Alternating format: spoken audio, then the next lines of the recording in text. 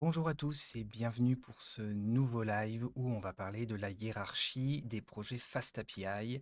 Ça a été un petit peu chaotique puisque ces derniers temps, j'ai dû tout reconfigurer mon setup pour pouvoir faire ce fameux live coding. Je n'avais pas pu partager mon écran la dernière fois suite à une mise à jour de mon PC. Maintenant, c'est bon. Tout est résolu. Vous pouvez peut-être voir mon micro maintenant. Un nouveau setup avec du matériel physique, une configuration nouvelle sur OBS. Je ne partage plus du coup mon écran via YouTube. Donc n'hésitez pas à me dire si toutefois la qualité n'est pas au rendez-vous, si vous avez des ajustements ou des choses que vous aimeriez entendre un peu mieux, voir un peu mieux. N'hésitez pas à faire vos retours, je suis preneur. Donc on attaque direct par ce live. Là vous devez voir mon écran où on va reprendre le fameux repo qu'on améliore de session en session. Et cette fois, je vous propose d'aller regarder comment est-ce qu'on pourrait ranger un petit peu mieux cette arborescence. Si vous voulez savoir exactement quels ont été les différents travaux que l'on a fait juste avant, je vous mettrai dans la description de ce live le repo qui est sous GitHub en public. Vous pouvez voir les différents commits avec les différents lives pour voir l'évolution de semaine en semaine, puisque je le rappelle, ce live est hebdomadaire. Alors je vais reprendre de manière hebdomadaire, puisque comme je vous disais, j'ai fait une petite coupure le temps de tout setup mon environnement, mais par semaine, on va aller faire un refactoring spécifique sur ce legacy, ce code legacy, en s'appuyant sur FastAPI. Donc si on reprend notre fameux fichier main.py qui est celui-ci, qui contient pas mal de choses, et c'est notamment tout ceci qu'on va essayer d'aller faire nettoyer. Donc du coup, comment est-ce que ça va se passer? Eh ben, ce que je vous propose déjà, c'est de commencer par créer notre fameux dossier SRC. Alors là, c'est de la triche, puisque, hop, je vais le supprimer. J'ai oublié de le supprimer, puisque j'ai fait, bien entendu, un petit peu un test avant. Donc on recrée ce fameux dossier SRC dans lequel on va aller basculer le fichier main qui est notre fichier que FastAPI a besoin lorsqu'on démarre, puisque quand vous allez dans le README, j'ai mis la fameuse commande qui nous permet d'aller lancer l'environnement FastAPI, le serveur FastAPI, et on voit que c'est dans main. Donc d'ailleurs, du coup, vu que je l'ai mis dans SRC, il faudra qu'on pense à le mettre à jour. Donc ce fameux fichier main.py, il comporte donc le livespan. Pareil, on a eu un live il y a quelques semaines où j'expliquais le livespan. Je vous invite à aller voir dans la chaîne YouTube ce live-là où j'en parle spécifiquement. On a une gestion des erreurs via le fameux error handler. Donc ça également, je vous invite à aller sur le live spécifique. Et on a la route qui nous permet d'aller récupérer le produit. Donc quelque chose de très simple, c'est vraiment pour illustrer la manière dont fonctionne cette application. Et ben en fait, on va aller commencer par splitter tout ça. Donc j'ai rangé ce fameux fichier main.py dans un dossier SRC. Moi j'aime bien mettre dans SRC puisque SRC veut dire source, ça veut dire que ce sont tous les fichiers qui sont nécessaires pour que votre application puisse fonctionner. Et si vous êtes dans un environnement dockerisé, bah, c'est tout ce qui va aller dans votre conteneur. Par exemple, tout ce qui sera test sera en dehors du fichier SRC et tout ce qui va être les scripts comme on voit ici, bah, pareil, c'est en dehors du fichier SRC puisque bah, ce n'est pas nécessaire à l'exécution en prod de votre application. Donc, qu'est-ce qu'il y a besoin de mettre dans ce dossier SRC? Bah, notamment le domaine qu'on retrouve ici. Donc, le domaine, si je rouvre mon fameux fichier product, c'est simplement une data class qui va être mon objet qui contient la donnée métier qu'on va vouloir transporter et en l'occurrence afficher lorsqu'on va appeler une route spécifique. Donc, ça, on le déplace dans SRC. Donc maintenant, j'ai un dossier SRC domaine product. À chaque fois que je déplace, vous voyez que VS Code m'ouvre des fichiers. La petite bulle ronde là veut dire que c'est un fichier qui a été modifié mais pas sauvegardé, puisqu'il a allé et il a modifié notamment le chemin, puisque maintenant domaine est dans SRC. Donc je vais dans chaque fichier, je les sauvegarde et je les ferme directement pour ne pas avoir trop de fichiers ouverts. Donc ça c'est la première chose. La deuxième chose, on va aller retourner dans le fichier main.py et je vais aller m'occuper de la partie gestion handler qui est ici. D'accord? Donc ces gestions en handler, elle était faite de cette manière. On voit qu'elle va aller capturer ce type d'erreur-là et ce type d'erreur-là et exécuter bah, la méthode qui va bien. Donc si je fais un contrôle-clic dessus, on se rend compte qu'on a un dossier exception, un fichier exception, qui est à la racine et qui contient ces deux erreurs. Ben moi, ce que je vous propose, c'est que ces deux exceptions, qui sont des exceptions métiers, on les place dans domaine.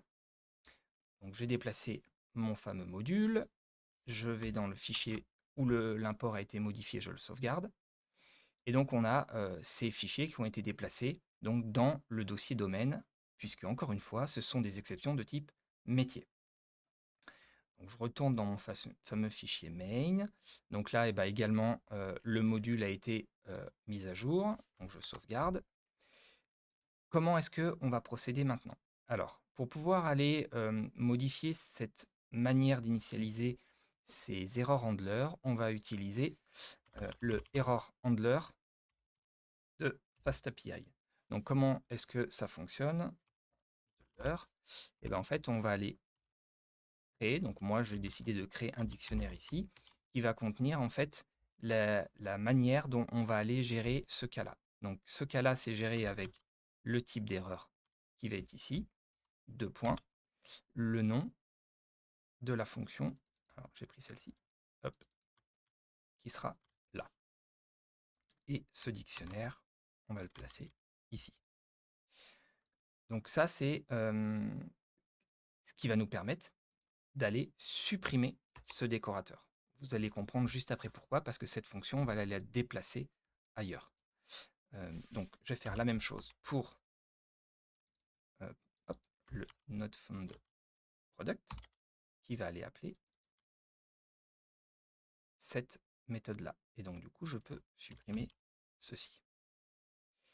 Et le error handler, c'est bon, il est ici. Donc là, on voit qu'on a la possibilité d'aller également configurer cet error handler de cette manière. Donc maintenant, ces fonctions-là, on va aller les bouger. C'est-à-dire qu'on ne va pas les laisser dans le main, c'est pas intéressant. Moi, ce que j'aimerais, c'est les mettre à un endroit spécifique. Là, qu'est-ce qu'on fait? Eh ben, en fait, on va aller retourner une réponse JSON en disant bah, qu'est-ce qui ne va pas. Là, en l'occurrence, moi j'ai choisi d'avoir un JSON qui contient un attribut erreur, le message et le détail de cette erreur. Pour moi, c'est même quand on fait un découpage en 3 couches, donc c'est ce qu'on est en train d'implémenter, à savoir le contrôleur, le service et le repo. Ça va être de la responsabilité de la couche contrôleur ou API pour pouvoir faire ça. Donc du coup, je vais aller dans SRC, je vais me créer un nouveau dossier que je vais appeler API. Et moi, j'aime bien aller mettre la version de notre API. Donc là, on est en V1. Et à l'intérieur, je vais me créer un nouveau fichier qui va s'appeler exceptions.py, dans lequel on va retrouver ces deux fonctions-là. Donc là, on a des imports qui ne fonctionnent pas. Donc on va aller utiliser l'import automatique de VS Code pour le request. Les apps erreurs, donc là, ça va être les exceptions de type domaine. J'y reviens juste après. Le JSON response, c'est pareil, côté FastAPI, qu'on a cette information. Alors en effet, on a une exception, là vous voyez dans l'arborescence à gauche, qui est de type dans la partie API et également dans la partie domaine. C'est normal, puisque ces exceptions, ici, vont vous permettre d'aller retourner du JSON. Donc c'est vraiment la responsabilité de la couche API de retourner du JSON et pas du tout de la couche domaine. Contrairement à ces exceptions ici, qui sont plutôt du ressort du domaine, puisqu'on va aller gérer un cas particulier, notamment l'accès aux données. Je me rends compte que j'ai fait une petite erreur de syntaxe, donc là je vais aller la modifier et on va mettre un petit S à exceptions. Donc de la même manière, on va aller sauvegarder les imports qui ont été mis à jour. Donc voilà, la différence qui doit bien être perçue entre l'exception de type API et de type domaine, puisqu'il ne faut pas mélanger les deux. La responsabilité n'est pas du tout la même. Donc là, j'ai une couche API, une couche domaine, j'ai ma couche service qui est juste au-dessus. Donc c'est pareil, cette couche service, je vais la ranger dans le dossier SRC. Et qu'est-ce qu'on a dans le dossier SRC, dans le dossier service, pardon? On a notre fameux product service, OK, qui elle fait appel au repo, donc ça c'est un bon découpage. On se rend compte par contre que dans la partie service, on a notre not found product qui est ici. Et bien ça, si vous avez suivi l'explication juste avant, on va plutôt le mettre dans la partie exception et à votre avis, plutôt dans la partie domaine ou dans la partie API? Tic-tac, tic-tac, tic-tac. Et bien ça, c'est plutôt dans la partie domaine, puisqu'on est dans la partie service. Et donc, si on a des choses à gérer, c'est la responsabilité du métier. Donc, on va aller plutôt la mettre ici. Donc là, je rajoute, pour l'instant, je fais juste un copier-coller de mon not found product. Et ce qu'on peut remarquer, c'est que j'avais utilisé ici une arborescence, ou tout au moins une hiérarchie, qui dit que notre access data error dépend de app error, qui est mon exception de base. Bah, je vais garder le même principe pour le not found product, où je vais dire que tu hérites plus d'exception, mais tu hérites de app error. On se rend compte que le mapping entre app error et exception, il est brut, on ne fait rien de particulier, mais on va respecter cette hiérarchie pour que ça soit plus clair. Donc voilà un petit peu ce découpage qu'on pouvait faire. Donc dans la partie product, je vais aller euh, importer maintenant mon nouveau module puisque je l'ai déplacé. Alors je vais sauvegarder le fichier pour qu'il puisse le connaître. Il ne le voit pas.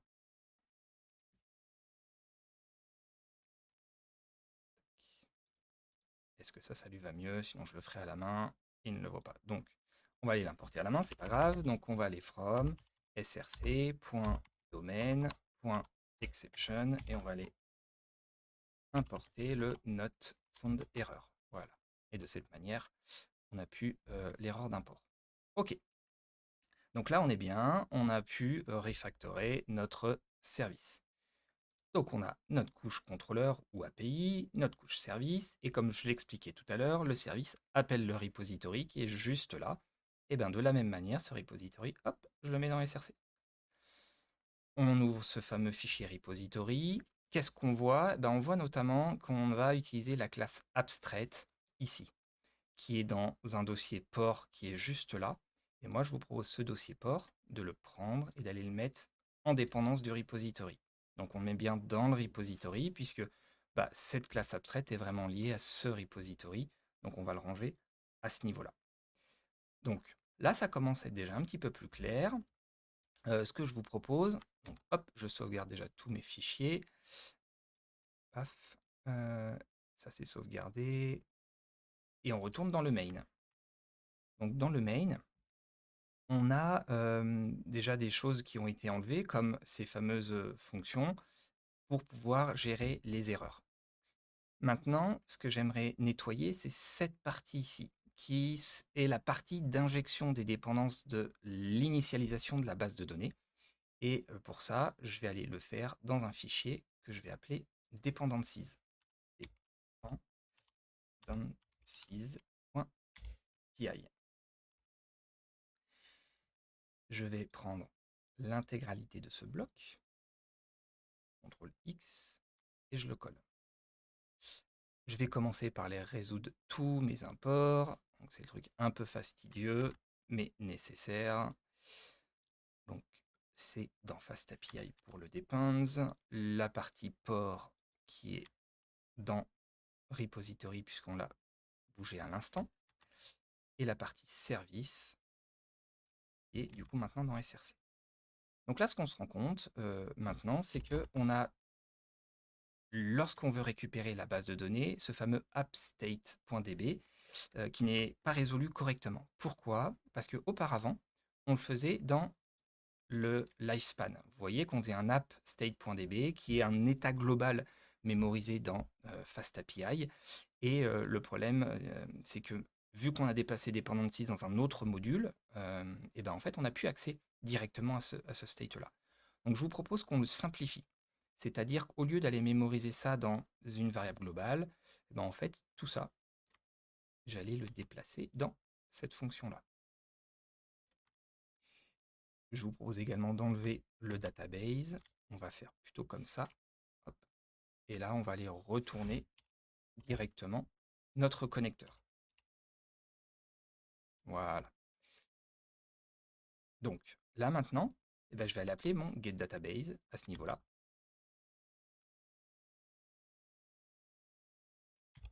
et on va aller stocker cette database, cette initialisation de database dans une variable que j'appelle juste db, et donc du coup je vais mettre à jour également le champ ici. On pense bien à aller importer la database, on sauvegarde, et du coup, voilà, on a pu, vous voyez, enlever un gros bloc ici, et ça fonctionnera de la même façon. On vérifiera ça tout à l'heure. Super, donc là on est pas mal, notre fichier main est bien plus léger, on a gardé les mêmes fonctionnalités que tout à l'heure, sauf que maintenant on a un fichier qui est beaucoup plus clair. Je vous propose de terminer par cette partie-là qui est le routeur. Donc pour ça, le routeur qui va lui permettre d'aller gérer les différentes routes de votre application. Comme c'est une route, c'est géré côté API, donc on va aller ouvrir le dossier API. Et à ce niveau-là, pour l'instant, on va aller créer un fichier que je vais appeler product.py. Et je vais aller prendre ça et le mettre dedans. Donc on va aller faire les imports qui vont bien, du service, du depends qui est un module de FastAPI, le getProductService qui est l'injection que l'on vient de modifier, qu'on a mis dans le fameux dependencies, et le retour JSON du résultat. Là, on a quelque chose qui dépend de app, puisque app, si on va dans main, c'est l'initialisation de notre application. Pour l'instant, moi, ce que je vous propose, c'est que on importe ce app, on va faire un from src.main import app. On verra, et c'est le prochain live, comment est-ce qu'on peut mettre en place un routeur et avoir quelque chose d'un peu mieux que ce que je viens de vous faire voir là, puisque on va pouvoir aller configurer différentes routes avec différents préfixes pour pouvoir aller mieux structurer notre API, et on verra également que le Swagger sera beaucoup plus propre. Donc, dans un premier temps, on déplace juste cette route product dans un fichier product, et on verra dans le prochain live comment faire mieux. Donc voilà, ça je l'ai bien importé. Ok, donc là on est plutôt pas mal. On a déplacé tout dans dossier SRC, puisque c'était logique. Tout ce qui est ici, on ne le met pas dedans, c'est pas nécessaire. Comme le dossier script, ce que j'ai évoqué, c'est un script ici en plus qui permet d'initialiser la base de données, donc aucun intérêt à l'envoyer dans SRC, puisque c'est de la préparation de notre application. Et bien pour ça, on va aller exécuter l'application. Past. Donc là, on va voir si j'ai des problèmes d'import, ce qui m'aurait étonné du contraire. Donc là, il me dit que le module SRC n'est pas bon. À votre avis, je vous laisse quelques secondes pour réfléchir. Qu'est-ce qui pourrait poser problème? C'est une erreur qui est assez fréquente en Python. C'est qu'on va devoir aller ajouter dans l'intégralité des dossiers un fameux fichier qui s'appelle le fichier init.py. init.py. C'est un fichier qui est l'équivalent d'un constructeur d'une classe qui lui va permettre d'indiquer à Python que le dossier dans lequel on veut aller traiter, donc SRC, est bien un package, donc il doit aller parser l'intérieur de ce fichier et analyser ce qu'il y a. Sans ce fichier, qui sera vide dans son contenu, et ben en fait, Python n'est pas capable d'aller à l'intérieur de SRC, d'où cette erreur. Donc on va devoir aller le copier dans tous les dossiers. Donc là, j'ai mis dans API, il faut que je le mette dans la V1, il faut que je le mette dans domaine, dans product, dans port, dans service. Et normalement, si je redémarre mon application, on n'aura plus cette erreur. Voilà, on n'a plus cette erreur. Donc là, il y a un petit problème d'affectation du error handler. Il me dit qu'il ne le connaît pas. J'ai peut-être mal importé mon error handler.